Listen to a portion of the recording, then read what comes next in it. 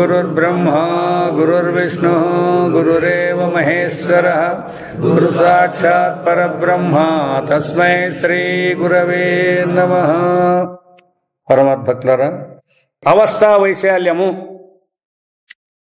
అవస్థ అంటే ఏమని ఇన్నాళ్ళు మీరు అంటాంటారే, మెలకు అనేది ఒక అవస్థ, స్వప్నం అనేది అవస్థ, నిద్ర అనేది అవస్థ.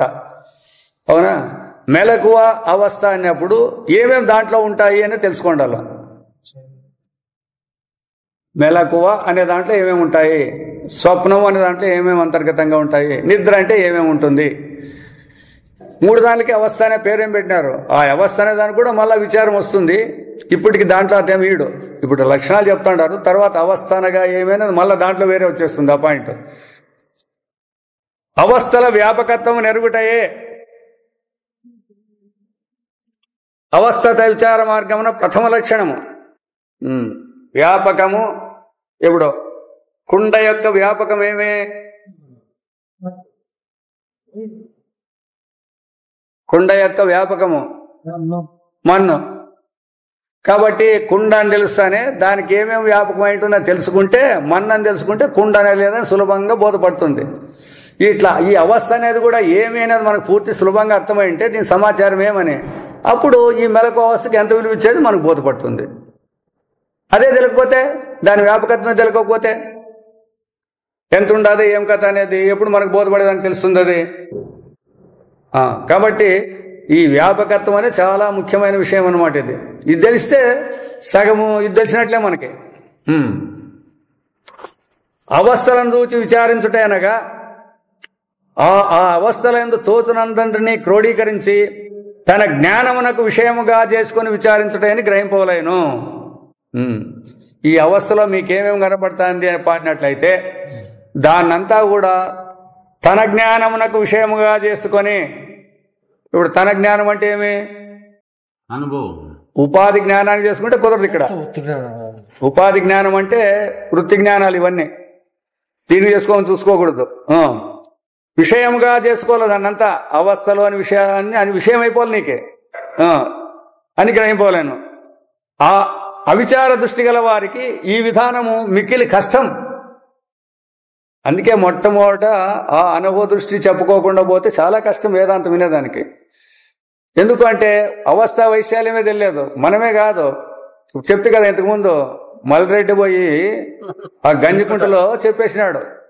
ఏమని చెప్పేసినాడు, ఈ మెలకు అనే అవస్థలో ఏమేమి ఉంటాయని అంటే ఈశ్వరుడు కైలాసము, పార్వతి ఆయన గణము, విష్ణువు వైకుంఠము ఆయన సమాచారం, బ్రహ్మ బ్రహ్మదేవుడు బ్రహ్మదేవుడు సృష్టి అంతా కలిసి ఈ మెలకు అనే అవస్థ కట్టుబడింది అన్నాడంట. అంటానే ఇంకా 600 సన్యాసులు అందరూ ఉంటారు కదా, వాళ్ళకందరికీ పెద్ద ఇది వచ్చేసింది. ఎవరిని, శివుణ్ణి విష్ణువుని బ్రహ్మదేవుని మెలకు అవస్థలో కట్టుబడినారంటే ఎట్లెట్లిది. మనమంతా సన్యాసులై ఉండాం, ఏం చేసినాం అన్నట్ల తర్జన భర్జనలు చేసినామంట ఎవరితో, శంకరానందగిరి స్వామితో పోయి. సరే కనుక్కుందాం లేపా అని ఆయన తెల్లదాకాడ పిలిపించారంట. ఏపు నవ్వునే నల్లరెడ్డి నవ్వుని పిలిపించి మిగతా వాళ్ళందరూ దగ్గర పిలుచుకోలేదంట. ఆ స్వామి కూడా పెట్టి ఏం అప్ప మల్లరెడ్డి ఇట్లా చెప్తా అంటే, నేను ఎట్లా చెప్తాను స్వామి, నాకేం సంబంధం లేదు, ఇది శాస్త్రాల్లో ఉండదని నేను చెప్పిన. మెలకు అనే వస్తుంటే బ్రహ్మదేవుడు ఈశ్వరుడు విష్ణువు అనే వాళ్ళు ఉంటారా, వాళ్ళ యొక్క పురాలు ఉంటాయా, మెలకు లేకపోయినా కూడా ఉంటాయా అని అడిగిన. మెలకు అనే అవస్థ ఉంటేనే కదా మీకు మనకు సులభంగా మనం దీన్ని చెప్పుకుంటాడా, మనకు పట్టుబట్టలేదు. ఆధ్యాత్మికము, ఆది దైవికము, ఆది భౌతికం అని మనం చెప్తానే ఉన్నాము. కాబట్టి ఈ ప్రాణులందరి యొక్క వ్యవహారము కూడా ఆధ్యాత్మికం అంటారు దీన్నంతా. ఆది భౌతికం అంటే పంచభూతాలు తయారైందంతా. తర్వాత నక్షత్ర గ్రహ నక్షత్రాలు, సూర్యచంద్ర నక్షత్రాలు, ఎవరెవరి లోకాలు ఏటేటుండే అన్నీ మెలకువలో నీకు ఏవేవి తెలియబడతాయో, ఏవేవి ఉంటాయో, నేవేవి ఊహించుకుంటావో, ఇంకా ముందు కూడా ఉన్నోళ్ళు ఊహించుకుంటారో అదంతా తెచ్చుకోవాలంటాడు. అదంతా మెలకు ఉన్నప్పుడే కదా. మెలకు లేదు, అవన్నీ ఉన్నాయి అనే దానికి ఆధారం ఏమి?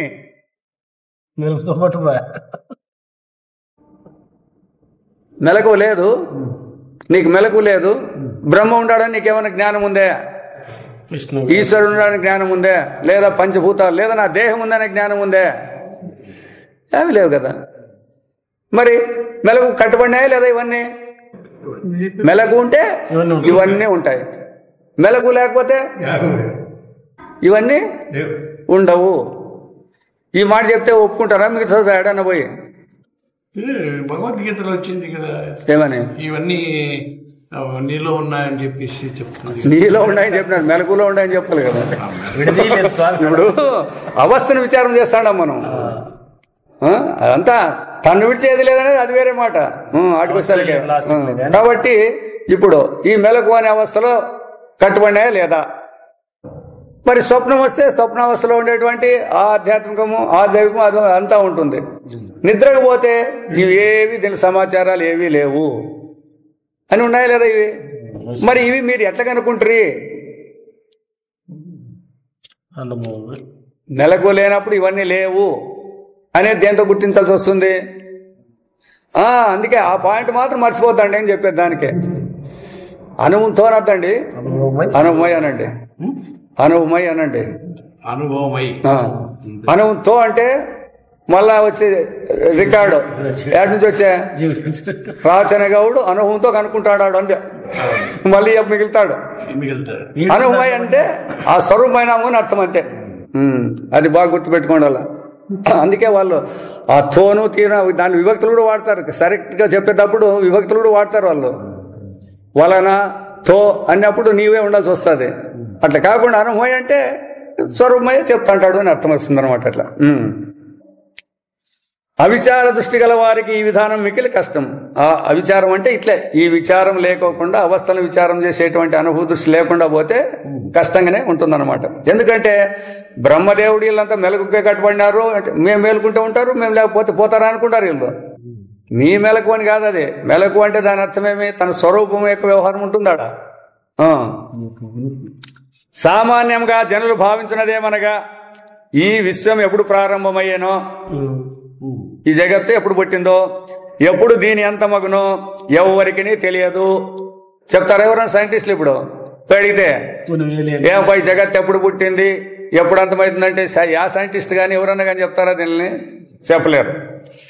దీని వ్యాపకత్వం ఎవరికి గోచరింపదు. ఇది ఎంత వ్యాపించింది, దీని దేంతో వ్యాపించింది, ఎట్లా వ్యాపించింది అనేది కూడా ఎవరికి తెలియదు అనమాట.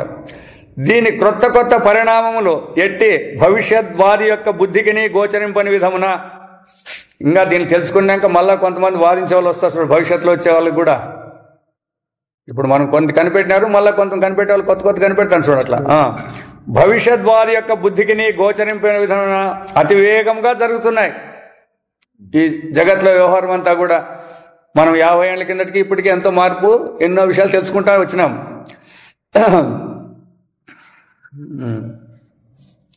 ఈ విధముగా దేశ కాల వస్తు పరిణామములతో, దేశము కాలము వస్తు మార్పులు అనంతముగా గోచరించుతున్న ఈ విశ్వమున నేను కొన్ని సంవత్సరాల క్రితము ఒక మూలయందు జనించి పెరిగి పెద్దవాడై ఇందు వ్యవహరించున్నాను.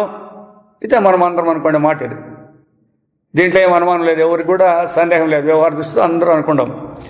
కొంతకాలం తర్వాత మళ్ళా నేను ఈ ప్రపంచమును వదిలి వెళ్ళదను. ఎన్నాళ్ళు పట్టిన పోతాం. అనాది అనంతమైన, అనాది అంటే ఆది లేని, అనంతము అంటే అంతం లేని ప్రపంచ ప్రవాహమున నా ఆయువు బుధూదప్రాయం, నీటి బుడగ వంటిది. అది ఎప్పుడు పుట్టిందో ఎప్పుడు పోతుందో మన ఆయుష్ ఎంత ఉంటుంది దాంట్లో లెక్కేస్తే ఓ నీటి బుడుగున్నట్టు పట్టక్కని పుట్టి తక్కని ఎగిరిపోయినట్టు ఉంటుంది. దీని ఆద్యంతములు ఎరుగుట గాని, దీని యొక్క మొదలు దీని యొక్క అంతము తెలుసుకునేది కానీ, దీని గహనత్వమును కనుగొని దీని యొక్క లోతు తెలుసుకొని సత్యమును ఎరుగుట గాని, దీని సమాచారం ఏమి, ఈ ప్రపంచం యొక్క సమాచారం ఏమని తెలుసుకునేది కానీ, సత్యమును నిర్ధారించి ఇట్లే ఉంది ఇదే సత్యం అని నిర్ధారించి చరమ నిర్ణయమును తెలుపుట గాని ఎన్నటికీ శక్యం కాజాలని అనేకులు విశ్వసించి ఉన్నారు. అనేకలే, మొత్తం వాళ్ళే. కానీ విచారించి చూడ ఈ ప్రపంచము మన మెలకువలో దోచు దృశ్యరాశి మాత్రమే.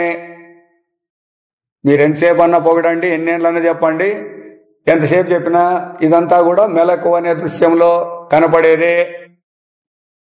మనము మేల్కొన్నప్పుడు తోచి నిద్రించిన వెంటనే మాయమగును. మరి ఇప్పుడు ఆది అంతము లేదా దీనికి? మేలుకుంటా ఎప్పుడో ఆది అనంతంగా ఉందంటే మాకు మెలకు వస్తే కనపడుతుంది, మెలకు పోతే పోతా ఉంది. ఆది అంతాలు తెలియబడినా లేదా? మరి ఇంతకు ముందు అభిప్రాయం పెట్టుకొని చూస్తే తెలుసుకునేదానికి కష్టమవుతుంది. ఎందుకంటే ఈ జగత్తు మీద ఇంత సత్యం పెట్టుకుంటారు కాబట్టి మనం విడిచిపెట్టుకోలేకుండా ఉంటే ఇదంతా చెప్తాడారు. ఇదంతా ఇట్లుండా ఈ ప్రపంచం స్వతంత్రంగా ఉన్నదనియు అందు మనమున్నామనియు భావించుటకు ఆధారమేమి? మొదట ప్రపంచం యొక్క సత్యత్వం చెప్తే దాంట్లో నువ్వు ఉంటావు. నీ వచ్చినాక ప్రపంచం అనేది గుర్తుపడిందే, ప్రపంచం వచ్చినాక నేను వచ్చినా అంటావా? నేను వచ్చినాక ప్రపంచం. మరి ప్రపంచంలో మేము ఉండమంటావు కదా. మరి ప్రపంచం ఒకేసారి వచ్చినాయి. సరే రానిలే, ఒకేసారి రానిలే, ఎట్లా ఎట్లా తట్టుకో, ఒకేసారి రాని ఎట్లా వస్తాయిలే. ప్రపంచం వచ్చింది, ప్రపంచంలో నేనున్నాను. ప్రపంచంలో ప్రపంచం వచ్చింది అనేది ఎవరు తెలిసిండేది? అనుభవమే. మరి రెండు ఒకటి వచ్చినామంటే వచ్చినాకనే దేవుడు కూడా ప్రపంచంలో భాగమే. వ్యవహార దృష్టిలో చూసినా కూడా అదే చెప్పేది. మెలకు వచ్చినాక నేను, మెలకు రావాలా, తర్వాత నేను, తర్వాత వ్యవహారం. కాబట్టి నేను ప్రపంచము అనేది అడిగి అవుతుంది. అయితే మెలకు అనేది ప్రధానంగా ఉండాలి కదా. ఇట్లుండ ఈ ప్రపంచం స్వతంగా ఉన్నదనియు అందు మనమున్నామనియు భావించుటకు ఆధారమేమి? ఆధారమేం చెప్పలేరు, ఆర్గ్యుమెంట్ చేసి, కానీ ఆధారం చెప్పంటే మాత్రం నిలబడిపోతారు. మన దేహము అందరి ఇంద్రియ ప్రాణ మానసములు ఈ ప్రపంచం ఉన్నట్లు భాషలుట నిజమే. వ్యవహార దృష్టిలో ఇప్పుడు మనందరం కూడా ఈ ప్రపంచం ఉంది, దాంట్లో మనం ఉండాము, మన ప్రాణాలు దేహాలు ఉన్నాయని అంటున్నారు. కానీ మన జాగ్రత్త అవస్థ ఈ ప్రపంచమున కలుగుతుందని భావించుట సమంజసమా? మెలకువ ప్రపంచంలో వస్తుందనే సత్యమా అని. స్వప్నము ప్రపంచంలో వస్తుంది, నిద్ర కూడా ప్రపంచంలో వస్తుందనే సత్యమా?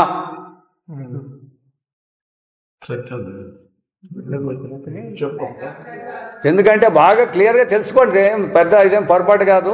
కొంచెం బాగా విచారం చేసి తెలుసుకుంటే మీకే ధైర్యం ఉంటుంది అన్నమాట మాట్లాడేకి. మనం ఎందుకు గాను పొరపాటు పడినాము అనేది తెలుసుకోవాలంటే మరి ఇది ఉంటేనే తెలిసేకి వచ్చేది అనమాట. దేహేంద్రియాలు ఉన్నాయనేది సరే, అయితే మెలకు అనేది ఈ ప్రపంచంలో వచ్చింది అనేదానికి సరిపోతుందే?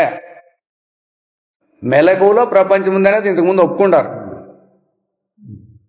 మెలకువలో ప్రపంచం, మెలకు వస్తే ప్రపంచం అని ఒప్పుకుంటారు. మరి ఇప్పుడు ప్రపంచంలో మెలకు అవుతుందంటే సరిపోతుందే అని. అదే మన మెలకువలో కనిపించి నిద్రయందు తోచని ప్రపంచము మెలకువలో ఉన్నదనుట ఉచితమా? అట్లా అన్ని ప్రశ్నలు వేసుకున్నట్లయితే మీకు బాగా అర్థం కావాలమ్మా. అది ఇట్లా అర్థమైతే సులభంగా వేదాంతం తెలుస్తుంది, ఏం కష్టమేం కాదు ఇది. మనం ఎందుకంటే రివర్స్ పడినాం అందరము, మీరే కాదు, చెప్పేవాళ్ళే లేరని ఇంతకుముందే చెప్పినాం. మళ్ళీ మీరేం మధ్యలో తొందరవద్దండి, ఎవరు కూడా చెప్పే వాళ్ళకే దీని మీద ఇంకా ధైర్యం లేదు. అన్నిసార్లు చెప్పాలి కదా దీన్ని, అన్నిసార్లు చెప్పరు కదా. ఇది ఇంత ఈ విషయాన్ని గురించి చెప్పే ఎవరు చెప్పరు కదా. మరి మాండూక్యోపనిషత్తు చెప్పిండేది ఇంతే, ఇదే చెప్పిండేది, అదేం వేరే కొత్తగా చెప్పలే. ఈ మెలకువ లేనప్పుడును ప్రపంచము తనంతకు తారట్లే ఉన్నదనంటే యుక్తమా? ఇప్పుడు అదే మనం అందరం అంటాం కదా, మాకు మెలకు లేకపోతే వాళ్ళు సినిమాకు పోయినారు కదా, సినిమా చూసినారు ఏమంటారు మీరు అని అడుగుతారు.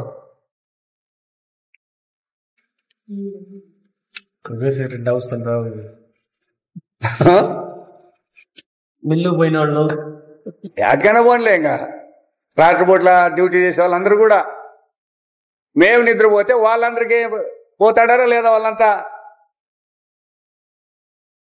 అన్నప్పుడు ఎక్కడ పొరపాటు పడినారు చెప్పండి. మరి మెలకు అనుభవం ఇదే, మెలకు అనుభవంతో మనం చెప్తున్నాము. అదే వాళ్ళు అప్పుడు పోయిండేది ఇప్పుడు పోయిండేది రెండు ఉండేది రెండు. అట్లా కాకూడదు. ఇప్పుడు ఆ విధంగా చెప్తాండావు అన్నప్పుడు నువ్వు వాళ్ళు కూడా ఉంటారంటాడావు కదా, వాళ్ళు కూడా ఉంటారనే దానికి నీకు ఆధారం ఏమి? అది చెప్పు, ఆధారం ఏమి? నీకు మెలకు లేదు, వాళ్ళు మిల్లుకు వచ్చినారనేది యాడుంది? సినిమా ఎవరు పోయిన వచ్చేప్పుడు చెప్పాలి నీకే, నేను లేదు చెప్పాలా? మళ్ళీ అంటే మెలకులోనే కదా తెలిసిందే అది. మరి మెలకులో విషయం మెలకులో తెలిసిందే వాళ్ళు, అంతేగాని నిద్రపోయినప్పుడు కూడా వాళ్ళు ఉంటారనే దానికి నీకేం ఆధారం ఉంది? అందుకే వేదాంతం కూడా తీసేదు. మెలకు వ్యవహారం మెలకుకి సత్యమే అంటుంది. అది కూడా మెలకులో ఉన్నంచే మెలకు ప్రపంచం మెలకు వ్యవహారం సత్యమే, దాన్ని తీసేది. అది నిద్రపోయినప్పుడు కూడా ఉంటుంది అంటారు చూడండి, అది పొరపాటు. వాళ్ళ అనుభవం నీ అనుభవం, నీ అనుభవం. అందుకే ఎవరను వాళ్ళే చూసుకుంటూ ఉండాలి అంతే. నీవు నిద్రపోయినప్పుడు వాళ్ళు సినిమాకి పోయినారని అనుకుంటుందా? మెలకు నిద్రపోక ముందు మెలకు పోయినారు అనుకుంటులే, మళ్ళా వచ్చి వాళ్ళు లేచినాక సినిమాకి పోసిన మా వాళ్ళు అని అంటారు. అంతేగాని నిద్రలో మా వాళ్ళు సినిమాకి పోయినారు అనేది ఏమన్నా ఉందా నువ్వు? మరి అప్పుడు ప్రపంచం ఉంటుందంటవే, నీవే లేవు. మరి ప్రపంచానికి ఎక్కడి నుంచి తెస్తావు అస్తిత్వం తెచ్చేదానికి? ఈ ప్రశ్నలను ఏకాగ్రతో విచారం అనుచితమేని, అదే ఇట్లా విచారం చేయాలి, ఇట్లా చేయాలన్నమాట. ఏకాగ్రత విచారం అంటే అనుభవాన్ని పట్టుకొని విచారం చేసినట్లయితే మనకు లభించు సమాధానమేమనగా, మనము జాగ్రత్త అవస్థను సంకుచిత దృష్టితే వస్తు దిశకు విరుద్ధముగా నిర్వచించుతున్నాము.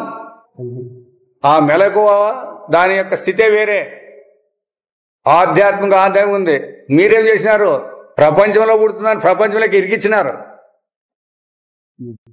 ఆ అవస్థను దీంట్లోకి ఇరికిచ్చిస్తాను. సంకుచిత దృష్టి అంటే విచారం లేకుండా చేసినప్పుడు సంకుచిత దృష్టి, అది విరుద్ధము. ఆ విధంగా చేసినారనమాట. చక్కగా విచారించి సూచితమేని మెలకువైనగా ప్రపంచమందలే నా మనస్సు యొక్క ఒకానొక స్థితి విశేషం కాదు. ఎందుకంటే మనస్సు యొక్క వ్యవహారమే అని అట్లయితుందా? విచారించినట్లయితే కాదు. ఎందుకంటే మరేమన్నా నా మనస్సునకు ఇంద్రియములకును గోచరించినదంతయు ఇందు అంతర్గతము. అంతా దీంట్లోనే ఉండాలి, లోన్ ఉండాల మన మనస్సులోనే. ఎందుకంటే అందుకే ఇంద్రియాలు విషయాలను తెలుసుకుంటాయి. ఆ ఇంద్రియాలన్నీ కూడా దీంట్లోనే పడి ఉంటాయి మనస్సులో. అప్పటికి మనస్సులోనే ఇంద్రియాలు, ఇంద్రియాల యొక్క వ్యవహారం అంతా కూడా దాంట్లోనే అంతర్గతం. అది సపరేట్ గా ఎగ్జిస్టెన్స్ లేదు దానికి. అదే మెలకు అనగా ప్రపంచమందలి, ప్రపంచంలో ఉండే నా మనస్సు యొక్క ఒకానొక స్థితి విశేషం కాదు. నీవు ప్రపంచంలోనే పడినావు, నీదేం సొంతంగా ఉండదు. అందరూ దీంతోనే తూకం చేస్తున్నారు. అవునంతే, అందరూ మనసుతోనే మాకు ప్రపంచం అంతా అని వీళ్ళు చేసుకున్నారు తప్ప అవస్థను సక్రమైన పద్ధతిలో విచారించారు. ప్రపంచమందలి మన మనస్సు యొక్క విశేషం కాదు అది.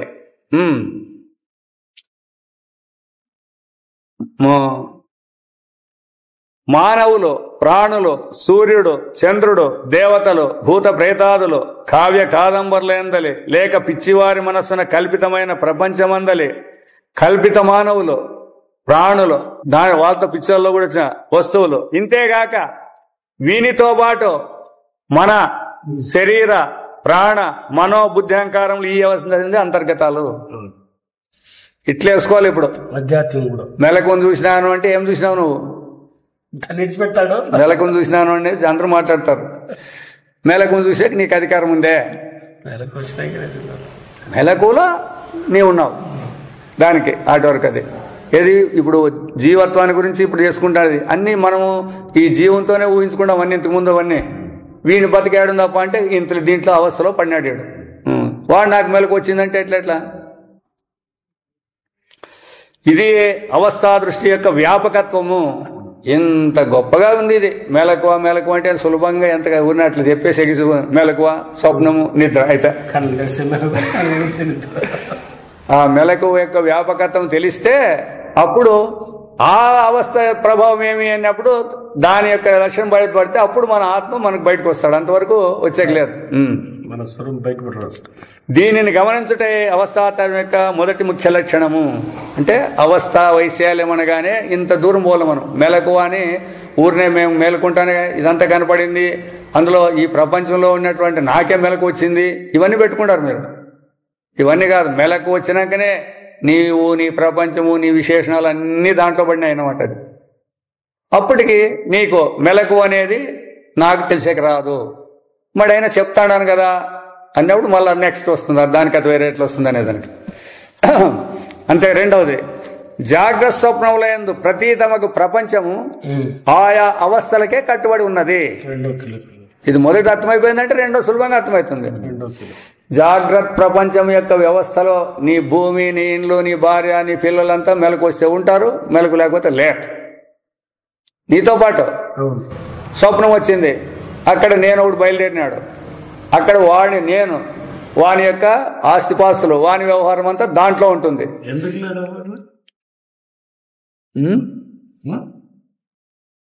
ఎందుకు లేదు? పిల్లలంతా లేదని చెప్పి ఆయా అవస్థలో ఉంటే మంచిదే. ఇద్దరి దగ్గర కాదు, ఎవరో తిన్నారు ఇక్కడ సంబంధించిన. అవునవును, అందుకే తప్పు తెలివిలోకి వస్తుంది. అదే సంబంధించిన విషయాలే మనము మాట్లాడుతున్నామా. ఇప్పుడు ఇవి అయిపోయినాక మళ్ళీ నెక్స్ట్ దానిలోకి పోదాం. అన్ని కన్ఫ్యూజ్ కాకుండా పోనీ. ఇప్పుడు బండి కొంచెం చెప్పకపోతే ఏమి తొందర లేదు, మనసుతోనే చెప్తానే.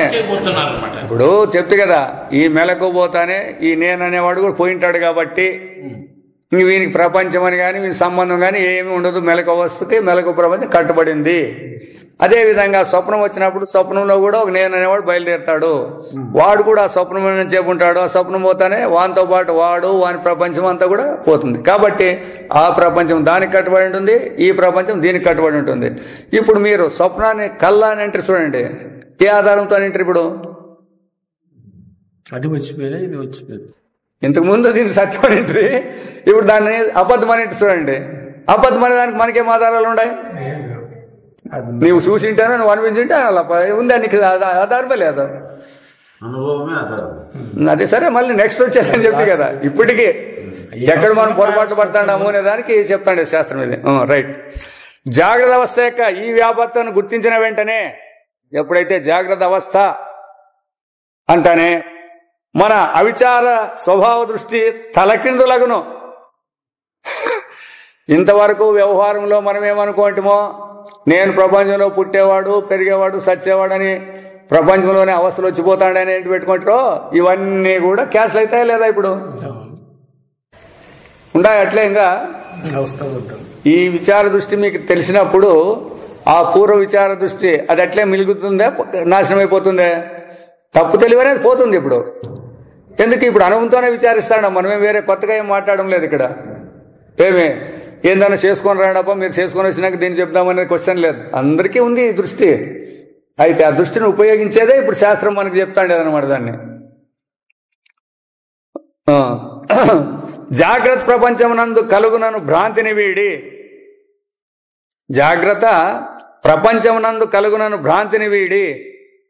ఇప్పుడు జాగ్రత్త ఏడగలుగుతుంది? ప్రపంచంలో కలుగుతుందే. ప్రపంచమే జాగ్రత్తలో పడింది కాబట్టి ఆ భ్రాంతిని వదలి మన జాగ్రత్త ఎందే ప్రపంచంతోనే గ్రహింపగలము.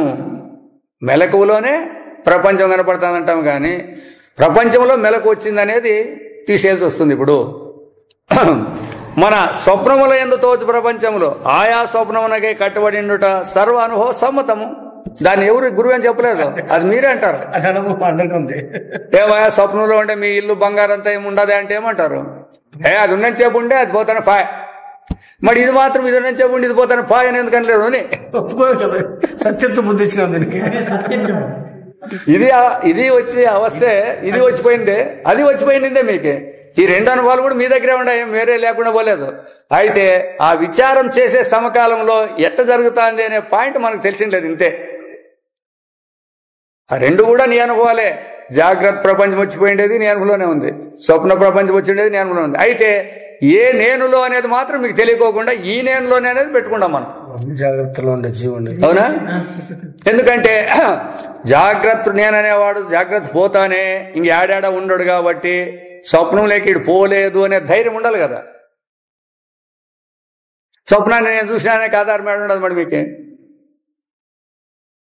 చూసాక ఆధారం ఉందే అని. మరి మేము స్వప్నాన్ని చూసినాము, నిద్రను చూసినాము, మెలకుని చూసినాము అని అంటారు. ఇట్లా ఇది తప్పు తెలివికి వస్తాయి అనమాట. మన స్వప్నం తోచు ప్రపంచంలో ఆయా స్వప్నం కట్టుడు సర్వం. ఇట్లే జాగ్రత్త స్వప్నముల యందు తోచు ప్రపంచము ఆయా అవస్థలకే కట్టుబడి ఉండునను మహాతత్వమును విస్మరింపరాదు.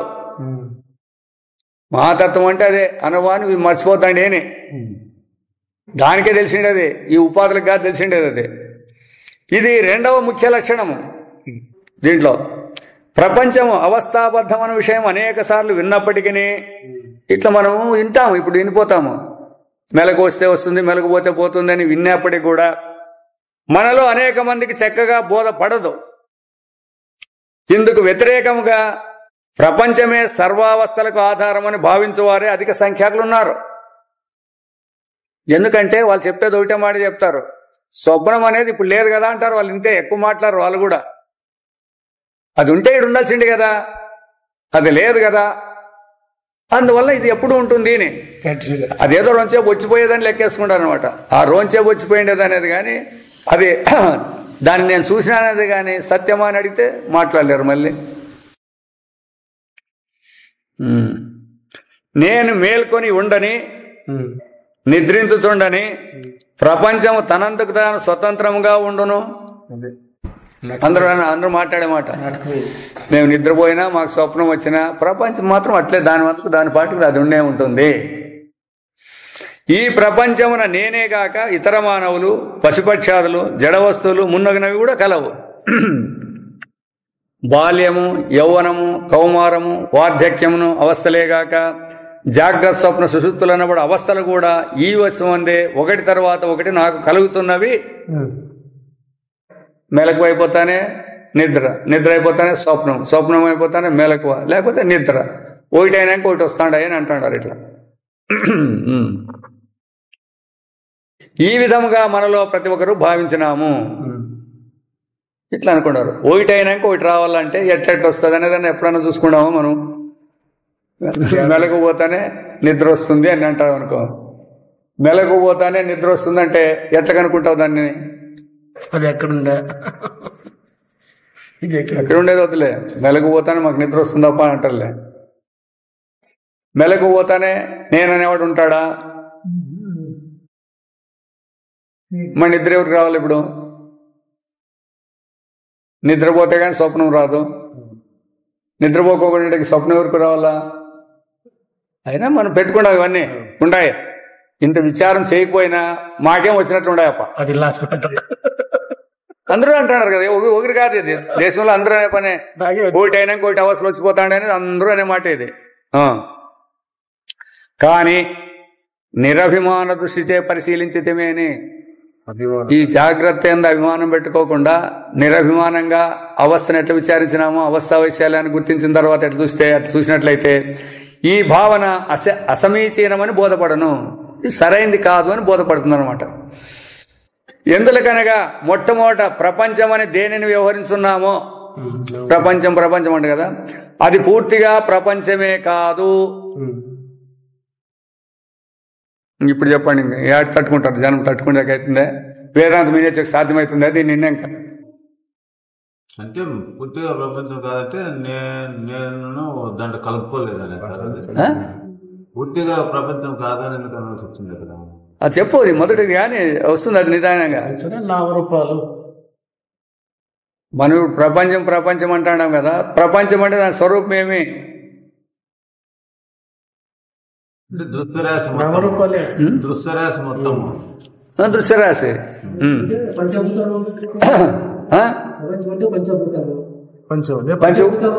పంచభూతాలు అంటే ఏంటి? ఐదు. దాంట్లో తయారైన జీవులు వాళ్ళు పంచభూతాల కంటే వేరే పుట్టినారా? మరి పంచభూతాలు అని చెప్పేటప్పటికి దీనిలో సపరేట్ చేసుకుంటాను 5 అంటే ఆవిడకే 5 అంటే అడిగి పెట్టేది ఎంతగా ఇట్లే లెక్కలేసుకునేది మనమంతా. 10 మంది భాగమే. నీ దేహం అంటే ఏముండదు, సస్తే ఏమవుతుంది దాంట్లో కలిసిపోతుంది. అదంతే. పుట్టేటప్పుడు కూడా ఇది పాంచభౌతికమైన భవనంబు దేహంబు పంచభూతాలతో ఉండేదే మన దేహం. కానీ కొత్తగా ఏడుతుంది అనుకుంటున్నారు. ఇది లేదు 5. ఎంత బాగా ప్రపంచం అంటే పంచభూతాలు అంటే ఈయనేమో పక్కన దాంతో నుంచి ఇట్లా మన వ్యవస్థ అంతా ఇట్లే ఉంది. కాదనకేం లేదు. కారణం ఏమంటే మనకెప్పుడు విచారం లేదు కాబట్టి సహజం అది.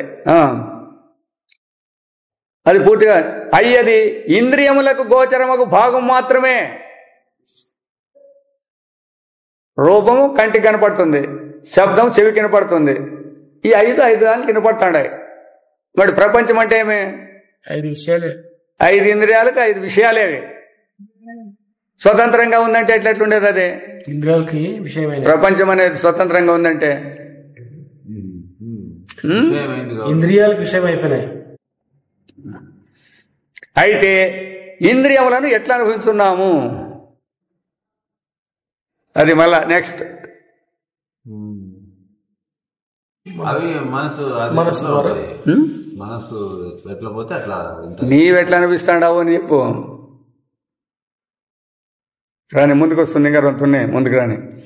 మన యందలి సుఖ దుఃఖములకు కారణమైన మనస్సును ఎట్లా అనుభవిస్తున్నాము? ఉదాహరణ ఒకటి అంటే ఒకదానికొకటి భగవద్గీత చెప్తాడు. ఇంద్రియాన్ని పరాన్యాకు ఇంద్రియ పరమన మనస్సు పరాబుద్ధి ఇట్లే చెప్తారు. అది కూడా అయినా తలకాయలకి ఎక్కే కష్టం. అవి ఉన్న పదాలు చెప్పి పెడతారు. ఎందుకంటే ఆ ప్రక్రియ ఉంటే సులభమే, ప్రక్రియ లేకపోయినప్పుడు కష్టం. అంతే, దానికంటే దానికవని. అయ్యేది ఇంద్రియములకు గోచరముకు భాగం మాత్రమే. అందుకే చెప్తాను కదా, అధ్యాత్మ యోగం అని వస్తుంది చూడండి. ఇంద్రియాలను విడిచి విషయాలు లేవు, ఇంద్రియాలే సత్యం అని అర్థండి. ఆ ఇంద్రియాలను ఎట్లా అనిపిస్తుండావు? మనస్సుతో అనిపిస్తుండావు. మనస్సును ఎట్లా అనిపిస్తాడావు? బుద్ధితో అనిపిస్తాడావు. బుద్ధిని ఎట్లా అనిపిస్తాడావు? ఆత్మతో అనిపిస్తాడావు. అట్లా అయ్యేది ఇంద్రియములకు గోచరముకు భాగం మాత్రమే. అయితే ఇంద్రియములను ఎట్లా అనిపించున్నాము? మన యందలి సుఖ దుఃఖములకు కారణమైన మనస్సును ఎట్లా అనిపించున్నాము? మన శరీరమునందు ప్రపంచం యొక్క ఈ భాగమును, ఈ మొత్తాన్ని తన పొట్ట యందు పెట్టుకున్న మెలకు అనే వ్యవస్థను ఇంద్రియ గోచరమైన ఈ బాహ్య ప్రపంచ భాగము తన యందు అంతర్గమనగలదా? మెలకువను నీ మనస్సులో నీవు అంతర్గతం చేసుకునే నీకు యోగ్యత ఉందే అని. ఎందుకంటే మొత్తము మెలకువలోనే ఇవన్నీ అంతర్గతం అయిపోయినాయి. ఉదాహరణకోటి విషయాలు ఇంద్రియాల్లోనూ, ఇంద్రియాలు మనస్సులోను, మనస్సు బుద్ధిలోను, బుద్ధి నేననే అహంకారం, అహంకారం ఆత్మలో అయిపోయింది. దీన్నంతా కూడా ఇప్పుడు మీరు మాకు మెలకు వస్తుందంటాను చూడండి. దాన్ని పెట్టిలో పెట్టుకునే మీకు సాధ్యమవుతుంది అని చెప్పండి మేడం. ఏమవుతుందే?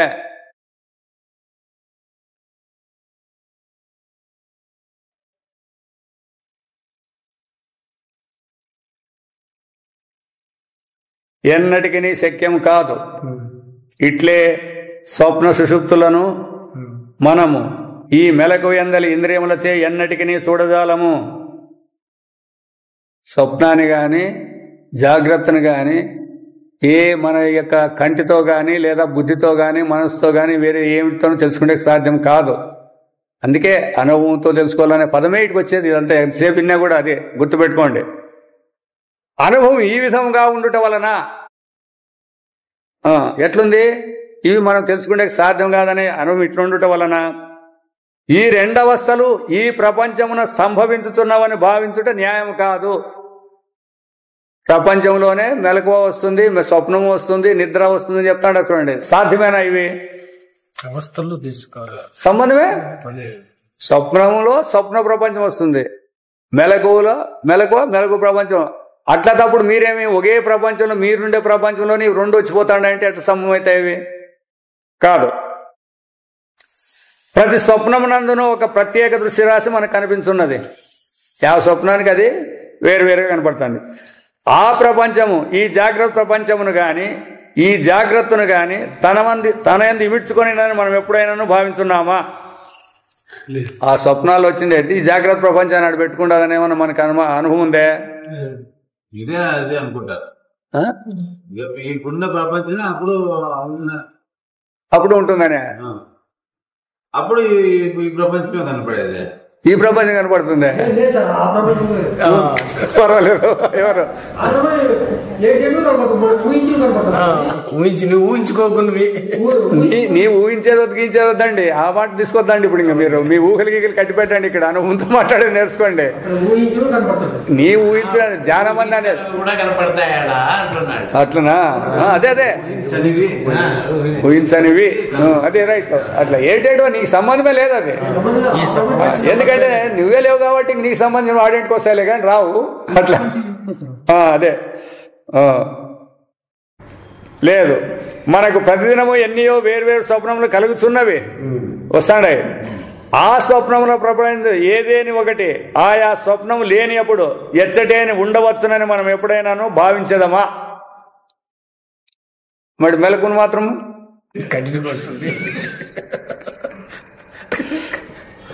అది లేనప్పుడు వచ్చిందంటారు కదా. మరి వచ్చిందని అది ఏడవసారి ఉండాలి కదా. అయినా మనం ఏం లేదని ఇస్తాం, క్లియర్గా లేదంటాం. లేనే లేదు. ఇట్లుండా జాగ్రత్త ప్రపంచం మాత్రము జాగ్రత్త అవస్థను వీడి స్వతంత్రంగా ఉండగలదని ఊహించుటకు ఆధారం ఏం గలదు? కాబట్టి స్వప్నం ఉంటే స్వప్న ప్రపంచం ఉంటుంది, జాగ్రత్త ఉంటే జాగ్రత్త ప్రపంచం ఉంటుంది. అంతే. ఎప్పుడు ఉంటుందనే దానికి మీకేం ఆధారం ఉంది అనేది ఇట్లా రావాలి. అందుకే అయితే మనం ఏం చేసినాము, ఇది ఎప్పుడు ఉంది కాబట్టి మనం సంపాదించుకుంటేనే కదా దీంట్లో మనం ముందుకుండేది అనేది మనకు పడింది కదా. ఇప్పుడు సత్యత బుద్ధించిన ఎందుకంటే తప్పు తెలివితోనే కదా మనం ఇప్పుడు అంతా ఇవన్నీ రాగద్వేషాలు పాపుణ్యాలు ధర్మాలు అన్ని చేస్తానేది. వేరే ఏం పని ఉండదు. లేకపోతే ఇప్పుడు స్వప్నం పోయినట్లు వెళ్ళిపోతా అంటే దీంతో ఏం పని ఉండదని ఉంటాడు. లేదు, ఇది గ్యారెంటీ అని పెట్టుకుంటాం కదా మనం. కాబట్టి ఇక్కడ ఏమైనా సంపాదించుకోవాలో చేసుకోవాలని పెట్టుకుంటాం. ఇంకా ఈ రెండు అయిపోయినది. మొదటిది ఏమిటిది? అవస్థ వైశాల్యం.